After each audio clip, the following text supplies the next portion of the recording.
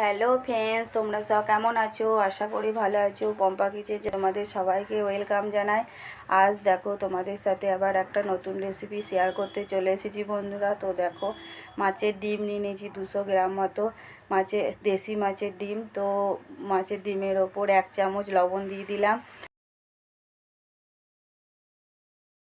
সর্ষে কাঁচা লঙ্কা বাটা দিয়ে দিলাম, আর ছোট পেঁয়াজ 4টে কুচি করে নিয়েছি, পেঁয়াজ কুচি দিয়ে দিলাম। দেখো, হলুদ দিয়ে দিচ্ছি পরিমাণ মতো।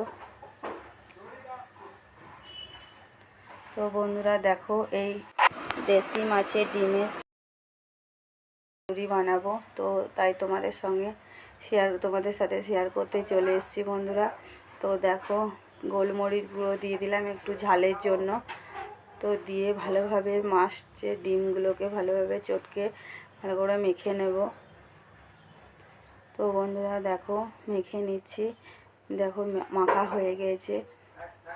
তো দেখো, একটা থালা নিয়ে নিয়েছি, থালার উপরে একটা কলা পাতা নিয়ে নেব, বড় সাইজের একটা কলা পাতা নিয়ে নিয়েছি। তো বন্ধুরা, কলা পাতার ওপরে একটু তেল দিয়ে দিলাম অল্প পরিমাণে।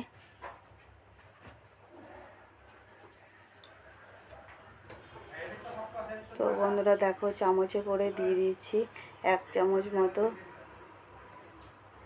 দিয়ে দিলাম মাছের ডিম মাখাটা। ওর ওপর কাঁচা লঙ্কা একটা সাজিয়ে দিলাম ফ্লেভারের জন্য। তো বন্ধুরা, এইভাবে মুড়ে নেব, কলা পাতা এপাশ ওপাশ দিয়ে ভালোভাবে মুড়ে নেব। দেখো, এই পাশটা মুড়ে নিচ্ছি, এদিকটা মুড়ে নেব। তো বন্ধুরা, এইভাবে মুড়ে আমি ভালোভাবে বেঁধে নেব। এই দেখো বন্ধুরা, 4টে হয়েছে, আমি ভালোভাবে বেঁধে নিয়েছি। গ্যাসের ওপর ফ্রাই প্যান বসিয়ে দিয়েছি। তো বন্ধুরা, ফ্রাই প্যানের ওপর একটু তেল দিয়ে দিয়েছি, তেলের ওপর পাতুরিগুলো সাজিয়ে দিলাম।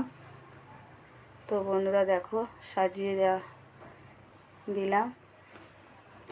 তো বন্ধুরা, একটু ঢাকা দিয়ে দেবো 2 মিনিট মতো। তো ঢাকা খুলে দেখো, পাতুরির এক পিঠ ভালোভাবে ভাজা হয়ে গেছে, আবার উল্টে অপর পিঠটি ভাজতে দিলাম। তো বন্ধুরা, আর বেশিক্ষণ ঢাকা দেব না, এবার উল্টে পাল্টে ভালোভাবে ভেজে নেব ওগুলোকে। দেখো, এই পাতুরির এই পিঠটা কড়াভাবে ভালোভাবে ভাজা হয়ে গেছে বন্ধুরা। তো এবার অপর পিঠটি ভালোভাবে ভালো করে ভেজে নিই।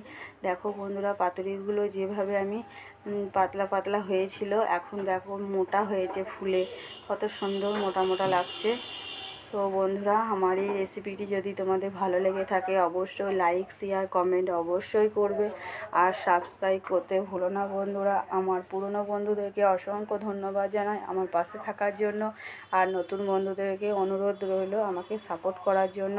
তো বন্ধুরা দেখো, এটাই ফাইনাল লুক, কেমন হয়েছে পাতুরি তোমরা অবশ্যই কমেন্টের মাধ্যমে জানিও। আবারও বলছি, তো বন্ধুরা, ভাত নিয়ে নিয়েছি, আরও অনেক কিছু মেনু ছিল, সেইগুলো দিয়ে ভাতটা কিছুটা খাওয়া হয়ে গেছে। তো এবার পাতুরি দিয়ে খাবো, তার জন্যে তোমাদের সামনে শেয়ার করলাম খাওয়াটা। তো বন্ধুরা, পাতুরিগুলো খুলে নিচ্ছি। দেখো, কলা পাতা থেকে একদম কেকের মতো হয়ে গেছে বন্ধুরা, এত সুন্দর। তো বন্ধুরা দেখো, শক্ত হয়েছে একদম কেকের মতো। তো শুকনো ভাত দিয়ে ভালোই লাগছিল, খারাপ লাগেনি। তো বন্ধুরা, সবাই ভালো থেকো, সুস্থ থেকো, আবার দেখা হবে অন্য কোনো ভিডিওয়। নমস্কার।